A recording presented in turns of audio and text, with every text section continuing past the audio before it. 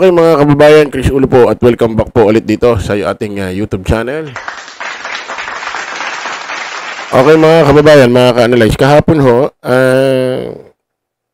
isa ho siya nagbigay ho ng mungkahi, no, sa dito kay Senate President na itong impeachment na nasa Senado, ibalik ho siya House of Representatives. Ito ho si 10K boy, si Senador Alan Peter Cayetano na ibalik. Tapos, magbigay ho sila ng documents or patunay na wala silang nilabag na batas sa konstitusyon.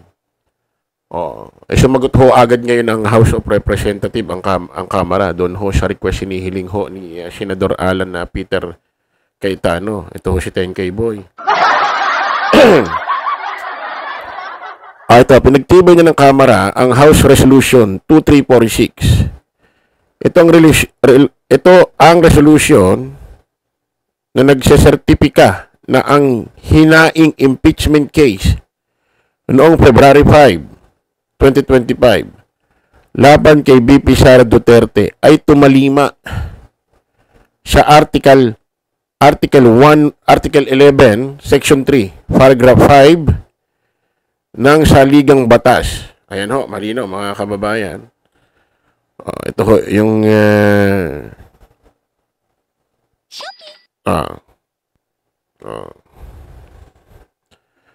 ayan ho. Ha?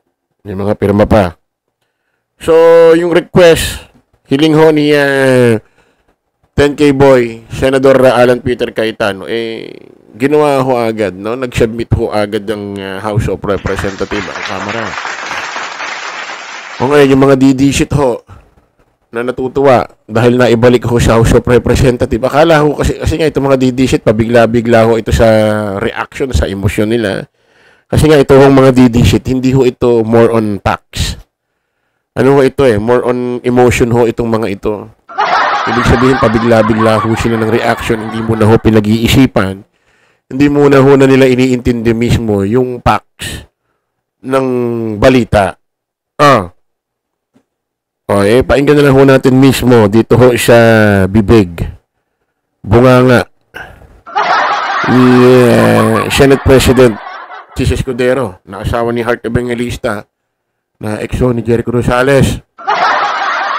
Makinig kayo ha. Hindi ho dismiss, hindi ho basura ito. Ibinababalik lang na pinare-review. Pero according ho dito sa Kamara, sa House of Representatives, hindi nila tatanggapin yan. Unconstitutional ho yan. Hindi ho rules ng Constitution 1987 na yung impeachment trial na nasa Senado na galing na sa House of Representatives noong February 5, 2025, ibabalik pa sa kanila. Unconstitutional ho yan. Ang nasa Constitution, pag galing sa House of Representatives, ipinasa sa Senado, agad-agarang i-trial, i-hearing, litisin. Yun ang nasa konstitusyon. Walang ibabalik. Ha? Painggan natin ito si Senate President Chis Escudero. Impeachment complaint laban kay Vice President Sara Duterte. Tindigan si Senate President Chis Escudero na nanatiling nasa ilalim ng jurisdiction ng Senate Impeachment Court ang impeachment complaint laban kay Vice President Sara Duterte. Yan. Liwanag. Naninindigan si Senate President Chis Escudero nasa jurisdiction pa ng Senado ang impeachment trial laban kay VP Sara Duterte. Pabigla-bigla kasi. Kaya nauusog Inuunahan nyo kasi agad Ang lino, naninindigan si Senate President Chis Escudero na nasa jurisdiction pa ng Senado ang impeachment trial laban kay Vice President Sara Shimmerman Duterte. Ano natin? Pinabalik na nila ito sa Kamara. Kahit pinabalik pa. Isang motion na pinagbotohan. Isipin mo kahit pinabalik pa. Ang problema hindi nga tinatanggap kasi unconstitutional yung pagbalik. Hindi dapat ganun. At according to sa mga lawyer expert, walang ganong batas Walang nakapalaman sa ganung 1987 Constitution na kung saan nasa inyo na ang impeachment trial, impeachment complaint, ibabalik pa. Walang ganun. Ang nasa Constitution 1987, pag nanggaling sa House, at may mga pirma na ng mga mambabatas, binigay na sa inyo, nireceive nyo na, hindi nyo na pwede ibalik yan. Litisin nyo agad-agad. Agarang paglilitis. Now na. Ngayon na. Gawin na. Wala nang patumpit-tumpit pa. Gawin na. Agara. Ganun. Oh, tuloy. Kagabi. Para sa ibang detalye, live mula sa Senado, nasa frontline ng balitang yan, si Mean Los Baños. Mean, ano pa ba ang mga sinabi o naging paliwanag dyan ni Senate President Cheese Escudero? Ruth, nagkaroon nga ng press conference sa Senate President Jesus Escudero kani-kanina lamang at ipinaliwanag niya na hindi tiniterminate o tinitigil yung impeachment proceedings kahit pa pinaremand o pinabalik ang articles of impeachment sa Kamara. Sa katunayan, ngayong araw ay sinimulan na ang pag-issue ng writ of summons ng impeachment court. Kagabi kasi sa impeachment court o sa plenaryo, Ruth, kinwestiyon ni Senator Bato de la Rosa bakit daw kailangan mag-issue ng summons. Ang pagkakaintindi raw niya, wala ng jurisdiction sa ngayon ang impeachment court sa impeachment complaint na inihain kay VP Sara dahil nga ibinalik ito sa Kamara. Mali na naman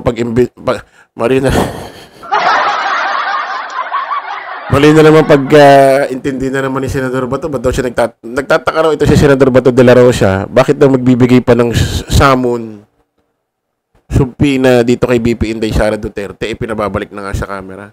Hindi naman ibig sabihin ba itong pinababalik? Ibig sabihin, dismiss basura na yon. Hindi mo naman ibig sabihin pinababalik, wala ng visa. Ibig sabihin, pinababalik lang, may pinare-review. At ang request pa ni Senator Alan Peter Cayetano, magbigay ng katibayan pa na wala silang nilalabag na unconstitutional sa konstitusyon. Pinare-review lang, total, 10 araw pa naman bago sumagot si VP Inday Sara Duterte.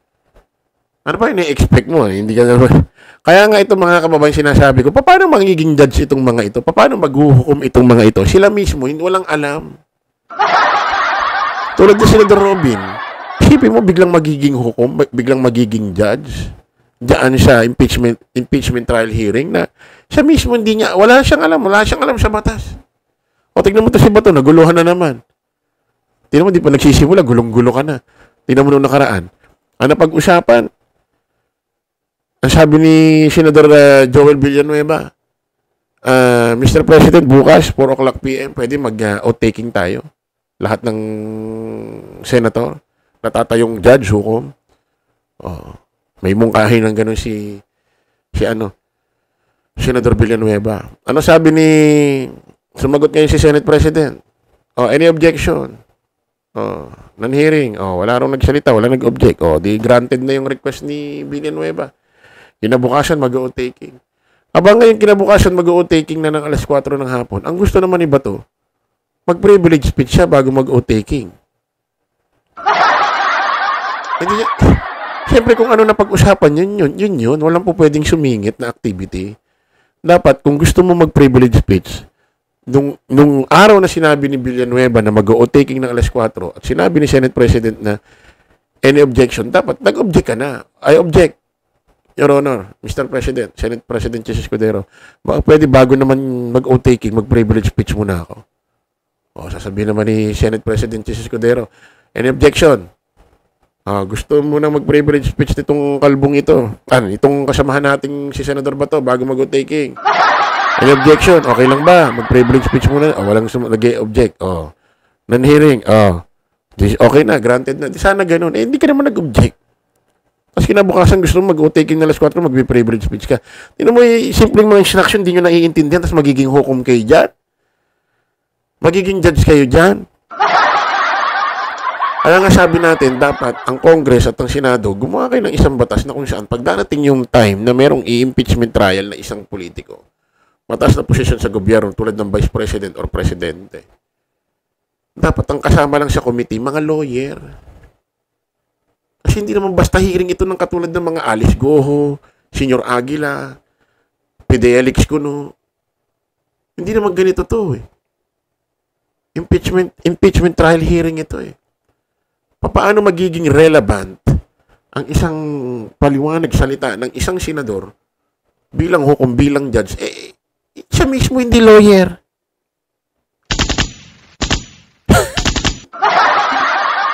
Tingnan mo nga, di pa nagsisimula, gulong-gulo na si Bato. Isipin mo, Robin Padilla, biglang magiging judge, biglang magiging hukom. Siya nga mismo, walang alam sa batas. Tapos magiging hukom. Paano nangyari yun? Tuloy natin. Ngayong araw, nagpadala na ng Senado ng writ of summons kay VP Sara at natanggap na rin ito ng kanyang opisina. Pinapasagot siya ng impeachment court sa loob ng non-extendable period na 10 araw mula sa kanilang pagkakatanggap. Kaugnay na rin yan ang mga akusasyong nakapaloob sa 7 articles of impeachment na inihain ng Kamara laban sa kanya. Pinapaharap din si VP Sara sa impeachment court sa petsa at oras na isiset ng presiding officer. Pinadala na rin ng impeachment court ang kautusan nito ukol sa pagremand o pagbabalik doon ng articles of impeachment laban kay Vice President Sara Duterte. So ano kinakatuwa nitong mga didihit na to? Binigyan ng summon. Pinasasagot, pinaharap mismo sa oras, takdang araw, dito sa impeachment court. Na ito yung Senado. Ito yung impeachment court, yung Senado. So anong kina-enjoy nyo? Hindi nga nabasura, hindi na-dismiss. Tuloy nga Tuloy nga Hindi nyo kasi nauunawaan Pati tingnan nyo, hindi na naiintindihan yung mga DD shit. Hindi na naiintindihan nung isang hukom kuno. Tuloy natin. Kasi taanta kasi ba to? Babalik ka ron Bakit bibigyan pa ng sumon? O hindi mo nauunawaan? Sabi, hindi mo nauunawaan. Ano ba pagkakaintindi mo doon sa halimbawang ibabalik? Ibig sabihin, wala nang kwenta kasi binalik. Ganun ba pagkakaintindi mo? Anong klaseng hukom to? Ito lang, di naiintindihan. Sa 2 pahinang order ni Escudero sa Kamara, isinaad ang pasya ng impeachment court mula sa botohan kagabi. Na una, hingan ang Kamara ng attestation o certification bilang patunay na tumalima sila sa utos ng konstitusyon ng isang verified impeachment complaint lang sa loob ng 1 taon. At ikalawa, kailangan magsumite ng resolusyon na nakalakip bilang pleading ang 20th Congress sa impeachment court. Kung saan, Ruth, hinahayag nila na isusulong pa rin nila ang verified impeachment complaint laban kay VP Sara na inendorso ng Kamara sa ilalim ng kasalukuyang 19th Congress. Sabi rin ni Escudero, dahil na-issue na nila ang summons, wala nang pwedeng gawin ng impeachment court kundi hintayin ang sagot at compliance sa kanilang mga kautusan. Ruth, pakinggan natin ang mga naging pahayag ni Senate President Pakinggan nyo madidishit Walang nagsabing na wala ng jurisdiction. Yung siguro hindi rin panawagan ko dun sa 5 kasamahan naming dakdak pa rin ang dakdak sa dismissal. Nakalagay doon, without dismissing, without terminating. May basihan at karapatan ng Senado. Tanungin ang papasok na Kongreso. Hindi, Senator Chis. Naiintindihan naman ang sinasabi mo 5 dakdak ng dakdak. Yung sinasabi niya yung bumotong ayaw ipabalik Naiintindihan nila yon. Hindi rin naman nila sinasabing dismiss na o basura na wala rin naman. Kaso nga lang, magkakaroon lang ng konting, alam mo yun, magkakaroon lang ng konting delay. Magkakaroon lang ng konting delay na dapat dire-diretso na. Wala naman sinasabi ng dismiss. Sabi ba nilang magkaka-dismiss? At nabasura na? Wala rin naman ganun. Si Batong de la Rosa lang naman ang gulong-gulo. Tuloy natin. Gusto pa ba nyo at interesado pa ba kayo? Dahil yung gumawa nito ay yung nagdaang Kongreso.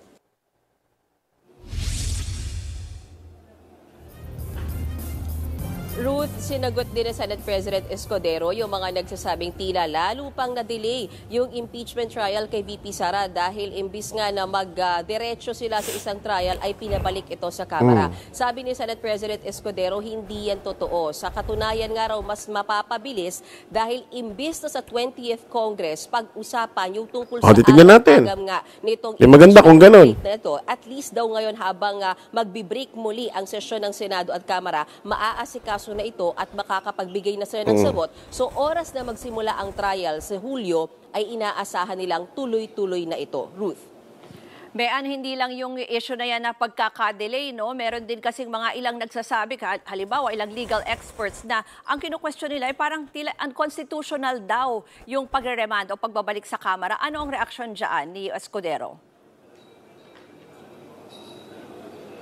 Yes. Ruth, na itanong din natin kay Senate President Escudero yan. Sabi niya, ginagalang niya ang opinyon ng mga taong nagsasabing illegal o hindi tama ang ginawa ng impeachment court kagabi na i-remand o ipabalik yung articles of impeachment sa Kamara. Anya, malaya naman ang kahit sino na ireklamo o iangat ito sa Korte Suprema na siyang magdedesisyon kung ano ang legal at illegal at ano yung constitutional sa hindi, Ruth. Madagdag ko lang dyan, sa isang interview din kanina kay Senator Risa Hontiveros, sinabi niyang tila ang pakiramdam nila planado yung nangyari kahapon na pagpasa ng mosyon na ipabalik yung articles of impeachment sa Kamara. Tingin niya, nagkaroon ng gaslighting sa plenary kagabi at sinasabi rin niya na mukhang talagang may plano na ipabasura yung impeachment complaint laban kay VP Sara Duterte.